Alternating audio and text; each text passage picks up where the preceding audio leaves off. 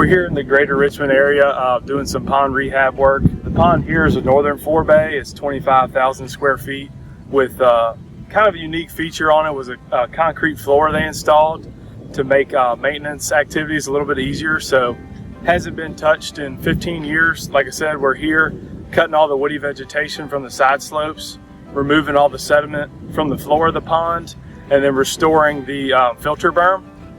So we have two to do. The one behind you is the northern forebay. Over here to the right would be the southern forebay. We started out this job site removing the trees from the edge that were encroaching on the waterway. There was lots of sediment and vegetative growth in the bottom of the concrete spillway, which we scraped all up and piled up over there, removing trees along the way, helping the water flow from here over into that natural wetland. Up next is obviously going to be remove our stockpile of dirt and the remainder of these trees.